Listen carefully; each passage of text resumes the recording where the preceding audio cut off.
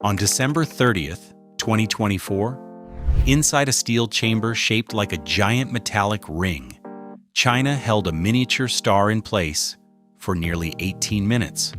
Not seconds, not a brief flash. 17 full minutes of plasma burning at around 100 million degrees Celsius, hotter than the core of the sun, contained entirely by magnetic force. The machine is called EAST, China's experimental advanced superconducting Tokamak.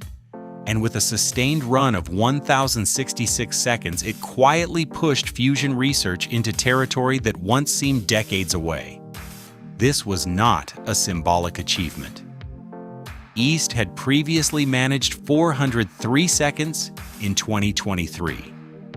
Stretching that to over 1,000 seconds is not a small incremental step. It represents nearly a 2.6 times improvement in sustained confinement time, one of the hardest parameters in fusion research. 17 minutes may not sound dramatic. In fusion physics, it is a lifetime. Temperature alone does not make headlines in laboratories anymore. Multiple reactors around the world have reached temperatures above 100 million degrees Celsius. What makes the EAST milestone significant is duration under stable conditions.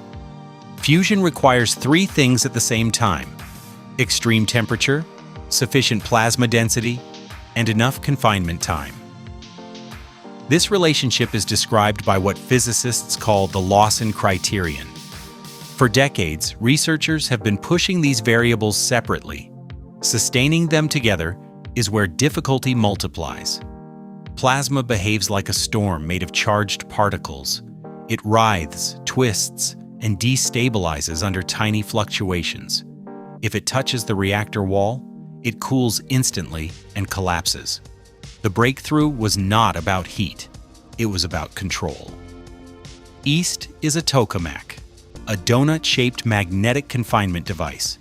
Inside that torus, hydrogen isotopes are heated until electrons separate from nuclei, forming plasma. Powerful magnetic fields prevent this plasma from physically touching the chamber walls. Unlike conventional magnets, EAST uses superconducting magnets. These can carry large electric currents without resistance when cooled to extremely low temperatures, allowing stronger magnetic fields with lower energy loss. China's Institute of Plasma Physics has spent nearly 2 decades refining this system. EAST first achieved plasma in 2006. It was designed as a test platform for steady-state operation, rather than short experimental bursts. That design philosophy explains why long-duration confinement matters so much in its development path. This machine was built for endurance, not spectacle. To understand why this record matters, it helps to clarify what fusion actually is. Fusion is the process that powers stars. In the sun's core, hydrogen nuclei collide under immense pressure and temperature to form helium, releasing extraordinary energy. On Earth, scientists attempt to recreate this by fusing isotopes of hydrogen, typically deuterium and tritium. The energy density is staggering. Theoretically, 1 kilogram of fusion fuel could produce energy equivalent to roughly 10 million kilograms of coal. That comparison illustrates why fusion is often described as limitless. The fuel sources, especially deuterium extracted from seawater, are abundant. But abundance does not equal accessibility. To initiate fusion on Earth, hydrogen must be heated to over 100 million degrees Celsius. That is roughly 7 times hotter than the sun's core. At such temperatures, no physical container can survive direct contact. Only magnetic confinement can hold the plasma in place.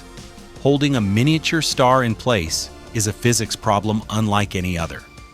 Plasma instability remains the central obstacle. Small fluctuations can grow into disruptions. Magnetic reconnection events can cause sudden energy losses. Turbulence reduces confinement efficiency. Each second of stable operation requires constant monitoring and adjustment. EAST's improvement to 1,066 seconds reflects progress in multiple areas at once. Heating systems were optimized. Neutral beam injection and radio frequency heating maintained consistent plasma energy. Magnetic field shaping was refined to reduce edge instabilities. Diverter components made from tungsten helped manage intense heat flux, where plasma exhaust interacts with material surfaces. These are not cosmetic upgrades. Each component addresses a known failure mode in Tokamak systems. Fusion advances do not come from one big invention. They come from solving thousands of small engineering limits. Artificial intelligence is increasingly integrated into plasma control systems. Machine learning models analyze real-time diagnostic data to predict disruptions before they cascade. East has incorporated AI-assisted control loops that respond faster than manual intervention could manage. Even so, it is important to separate record duration from commercial viability. East did not produce net electricity for the grid. It still consumes more power than it generates during operation. That remains true for every magnetic confinement fusion device worldwide. What the 1,066-second record demonstrates is stability under conditions closer to what continuous reactors would require. Fusion power plants must operate steadily for hours, not seconds. Extending confinement time is one of the most critical milestones along that path. The timeline did not collapse overnight, but it shifted. China's broader fusion roadmap includes a next-generation device known as BEST, the Burning Plasma Experimental Superconducting Tokamak. The objective of BEST is to achieve burning plasma conditions, where the fusion reaction becomes partially self-sustaining through alpha particle heating. That would represent another fundamental threshold in reactor physics. Meanwhile, East contributes data and technology to the international ITER project in France. ITER involves 35 countries and aims to demonstrate 500 megawatts of fusion power from 50 megawatts of input heating power. The lessons from long-pulse operations in East directly inform ITER's design refinements. Fusion research is not an isolated national contest. It is a distributed scientific effort. However, rapid iteration cycles matter. The speed at which improvements can be tested, validated, and expanded influences global progress. Fusion is a global race measured in physics, not headlines. The phrase "artificial sun" simplifies the story for public imagination. What actually happened in Hefei was more precise and arguably more impressive. Engineers maintained a superheated plasma loop in a magnetic cage for nearly 18 minutes without catastrophic instability. For decades, fusion critics have described it as permanently 30 years away.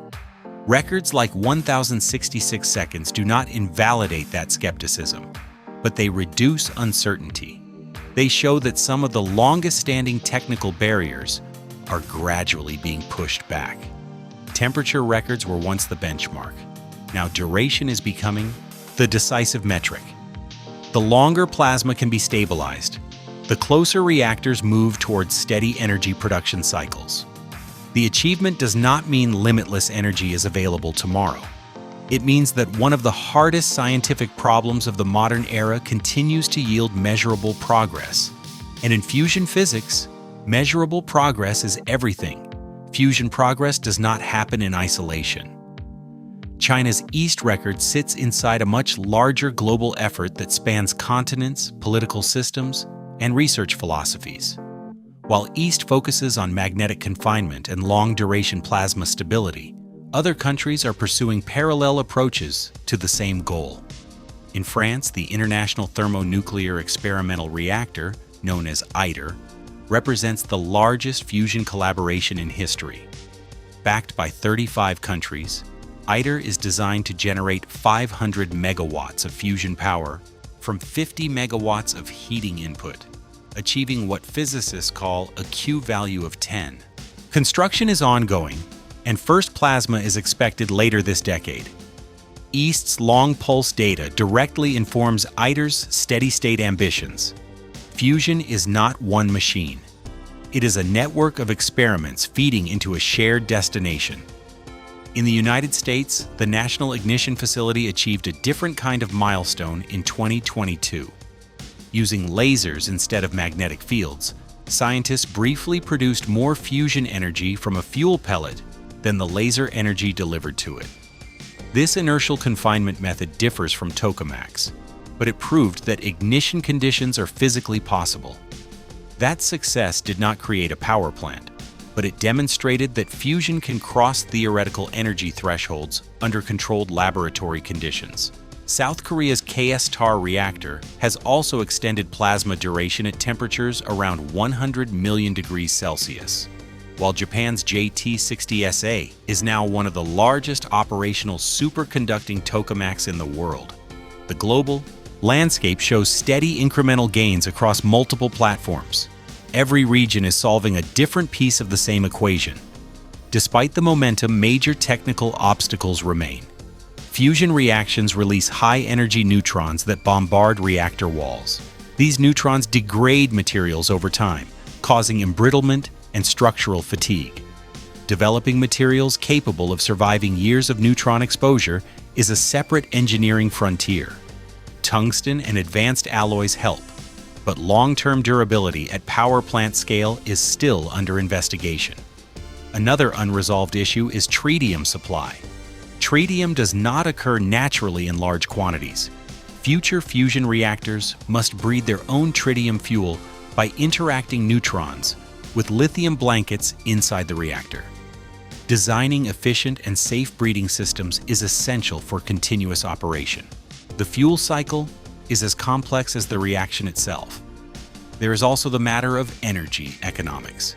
Even if fusion achieves net positive energy output, the cost of building and maintaining reactors must compete with renewables, fission plants, and emerging storage technologies. Fusion power plants will require enormous capital investment. Superconducting magnets, cryogenic systems, vacuum chambers, and radiation shielding are expensive to construct and operate. Scaling down costs while scaling up reliability is not a physics problem alone. It is a systems engineering and industrial challenge. Then there is continuous operation. Power grids require 24-hour reliability. A fusion reactor must operate steadily, not just in carefully managed experimental runs. Managing plasma instabilities, maintaining magnetic confinement, handling thermal loads, and cycling maintenance schedules must all align for commercial deployment. From laboratory triumph to power grid integration, the leap is enormous. Yet the potential rewards explain why governments continue investing billions. Fusion produces no carbon dioxide during operation. It does not rely on long-lived radioactive waste in the way conventional fission does. Fuel sources like deuterium are abundant in seawater. A successful commercial reactor could provide baseload power without the intermittency issues associated with wind or solar. Industries such as steel manufacturing, cement production, and hydrogen generation could decarbonize more rapidly if stable, high-output fusion power becomes available. Remote regions could access reliable electricity without relying on fossil fuel imports. The geopolitical balance of energy production could shift significantly if fusion becomes commercially viable. Energy abundance has always reshaped global power structures. Coal-powered industrial revolutions, oil defined 20th century geopolitics. Fusion, if realized, would represent another structural transition. The promise is not just cleaner energy, it is a different energy economy. However, experts remain cautious. Most projections estimate commercial fusion electricity arriving between the late 2030s and the 2050s. That timeline depends on ITER's progress, private sector innovation, and continued public funding. Breakthroughs accelerate optimism, but engineering realities impose discipline. China's East record does not mean fusion is solved. It means long-duration plasma confinement, one of the most stubborn barriers, is improving faster than many predicted a decade ago. It also demonstrates the value of iterative experimentation. East has broken its own records repeatedly over the past several years, showing a pattern of cumulative advancement rather than isolated spikes. If you want to stay ahead of the biggest scientific breakthroughs shaping our future, make sure you subscribe now